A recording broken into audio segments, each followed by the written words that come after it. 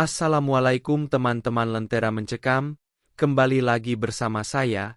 Di sini saya akan menceritakan kisah pesugihan Gunung Kawi dan Gunung Arjuno. Perjalanan menuju kekayaan. Malam mulai merayap naik ke langit ketika Jaya memarkir motornya di pinggir jalan setapak yang menuju ke lereng Gunung Kawi. Angin membawa aroma tanah basah dan dedaunan tua, membuat udara malam semakin pekat dan berat. Di tangannya tergenggam sebungkus sesajen, kemenyan, bunga 7 rupa, dan kepala kambing hitam, sebuah permintaan dari seseorang yang ia temui di forum gelap internet tentang pesugihan. Jaya bukanlah pria sembarangan.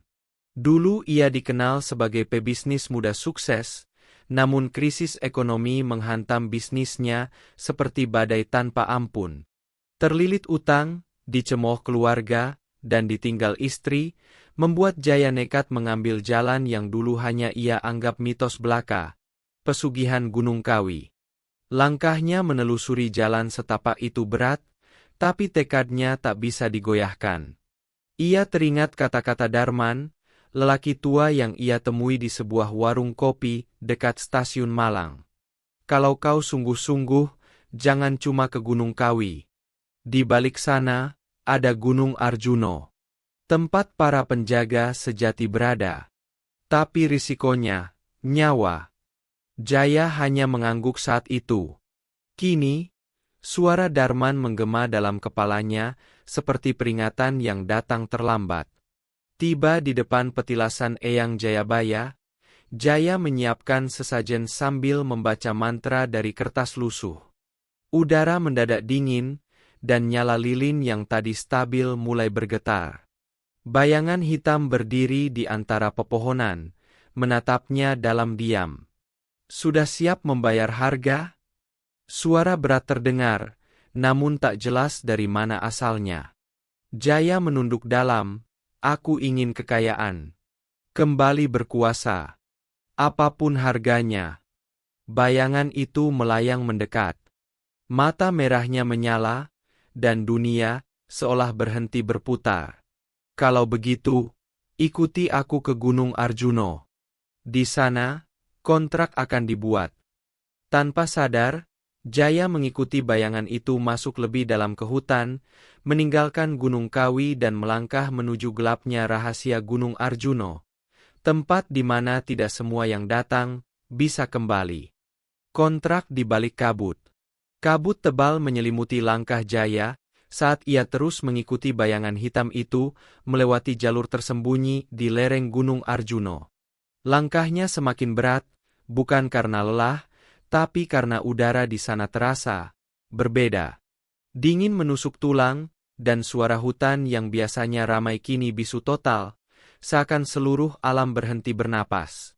Mereka tiba di sebuah dataran kecil yang dikelilingi pohon-pohon tua berlumut. Di tengah-tengahnya, terdapat batu besar berwarna hitam keunguan, seakan terbakar dari dalam. Di atasnya, ukiran kuno membentuk lingkaran dengan simbol-simbol aneh yang tampak bergerak perlahan jika dipandangi terlalu lama. Bayangan itu kini berubah wujud. Sosok pria tua berjubah gelap muncul dari kabut. Wajahnya tak bisa dikenali jelas, namun matanya merah menyala. Aku bukan siapa-siapa, ucapnya, aku hanyalah perantara. Di tempat ini, kamu akan bertemu pemilik kekayaan sejati, penghuni puncak Arjuno. Tanpa sempat bertanya lebih jauh, tanah bergetar ringan, dan angin menyapu area itu dengan desiran mengerikan. Dari balik kabut, muncul makhluk tinggi berwajah separuh manusia, separuh harimau, bertanduk panjang dan berbulu hitam seperti malam. Suaranya bergema tanpa membuka mulut. Jaya, manusia yang haus dunia. Jaya menahan napas. Tubuhnya gemetar bukan karena takut, tapi karena kesadaran bahwa ini bukan mimpi. Dia benar-benar ada di hadapan entitas gaib yang tak pernah ia bayangkan bisa nyata. Apa yang kau tawarkan sebagai tebusan kekayaan? Jaya langsung membuka ranselnya. Ia keluarkan kepala kambing hitam, uang puluhan juta, dan potret dirinya yang dibakar separuh. Terserah kau, ambil semua. Aku ingin kekuasaan, uang, kemewahan. Aku ingin yang kuinginkan datang padaku tanpa aku kejar. Makhluk itu tertawa kecil, tawa yang membuat seluruh tubuh Jaya terasa beku. Harga kekayaan adalah jiwamu, dan satu tumbal darah manusia setiap tahun, dengan hubungan darah yang dekat. Jaya terdiam. Pikirannya berputar cepat. Ia hanya punya satu adik, dan satu anak perempuan dari pernikahan lamanya. Apa kau siap? Jaya menutup mata, lalu mengangguk. Ya. Makhluk itu menyentuh dahinya. Seketika, Jaya jatuh pingsan. Saat ia terbangun, ia sudah berada kembali di rumah kontrakannya di Malang. Tapi sesuatu telah berubah. Di tangannya tergenggam gulungan kain hitam kecil.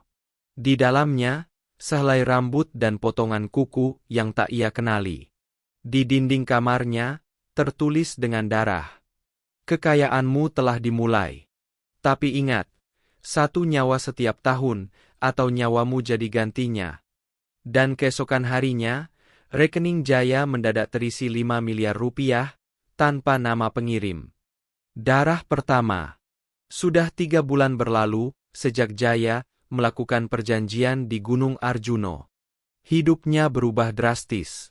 Dari yang hanya punya satu motor tua, kini ia melenggang dengan mobil mewah, tinggal di villa di Batu, dan memimpin 3 perusahaan investasi yang berkembang pesat. Uang datang begitu mudah. Tawaran proyek, relasi bisnis, semuanya seolah terhampar tanpa hambatan. Namun malam-malam Jaya tak pernah benar-benar damai. Setiap pukul 3 dini hari, ia terbangun karena suara bisikan.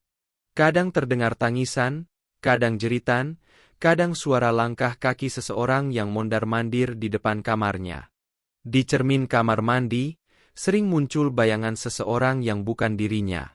Dan tiap bulan purnama, kain hitam yang ia simpan di laci meja selalu berubah warna. Semakin gelap, dan kadang basah seperti dilumuri darah. Sampai akhirnya hari itu datang. Di malam purnama ke-6, mimpi buruknya semakin nyata. Dalam mimpinya, ia kembali ke altar batu di Gunung Arjuno, dan makhluk harimau bertanduk itu muncul, menatapnya tajam. Waktu telah tiba. Jaya. Tumbal pertamamu. Jaya terbangun dalam keringat dingin. Dan di meja samping tempat tidurnya, kini ada foto adik kandungnya, Rangga, yang tinggal di Blitar. Di bawah foto itu, secarik kertas dengan tulisan merah. 7 hari dari sekarang. Atau kekayaanmu runtuh. Tubuhmu milik kami. Jaya menghabiskan hari-harinya dengan gelisah. Ia mencoba menolak, mencoba mencari alternatif. Tapi setiap kali ia menolak niat itu dalam hati, kejadian aneh menghampirinya. Ban mobilnya meledak sendiri, sekretarisnya jatuh sakit tanpa sebab, dan klien penting membatalkan kontrak secara misterius. Akhirnya, di hari ke-6, Jaya mengalah. Ia mengundang Rangga untuk liburan ke Batu, menginap di villa mewahnya. Malam itu, saat mereka berdua duduk di balkon, Jaya tampak begitu tenang di luar, namun di dalam dirinya berkecamuk rasa bersalah yang menyesakkan. Tapi suara itu kembali muncul di kepalanya. Satu darah, satu nyawa. Atau nyawamu sendiri.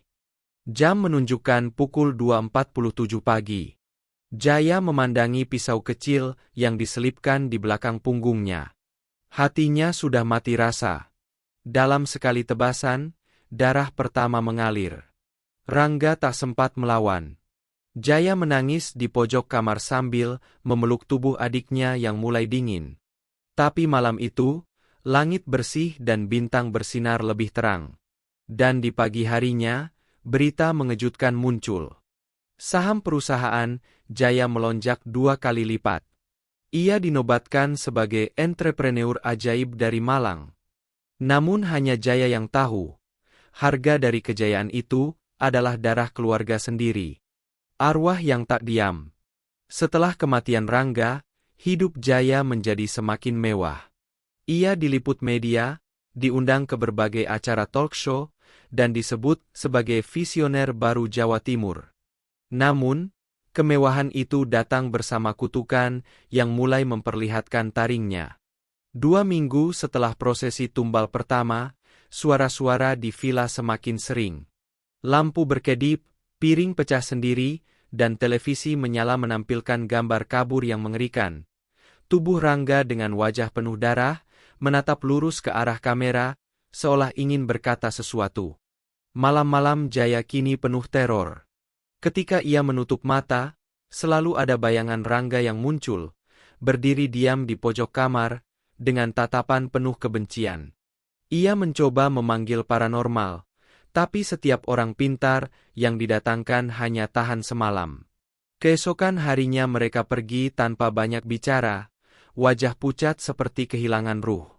Suatu malam, Jaya bermimpi bertemu dengan Rangga dalam wujud seperti semasa hidup. "Kamu udah berubah, Mas." Suara Rangga terdengar lirih namun tajam.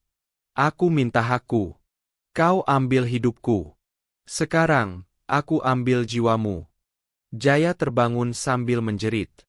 Di dadanya, bekas cakaran merah tua yang perih, seolah baru dicakar harimau. Saat membuka cermin kamar mandi, ia menemukan tulisan berembun. "Satu tumbal tak cukup untuk menutup darah yang mengalir. Kau sudah terikat selamanya." Panik, Jaya pergi lagi ke Gunung Arjuno. Di puncak, ia bertemu kembali dengan sang penjaga, makhluk yang kini semakin besar dan mengerikan. "Mengapa kau biarkan dia datang dalam mimpiku?" bentaknya. Makhluk itu tertawa, tawa rendah yang menggema sampai pepohonan bergetar. "Jiwa yang dikorbankan tidak akan tenang, kecuali kau selesaikan kontrak. Berarti, aku harus korbankan lebih banyak. Setiap tahun, satu darah. Semakin dekat ikatannya, semakin besar kekuatanmu." Dan di saat itu juga, kain hitam di sakunya berubah menjadi merah pekat. Tanda bahwa kontrak telah diperbaharui. Jaya turun dari gunung dengan langkah berat.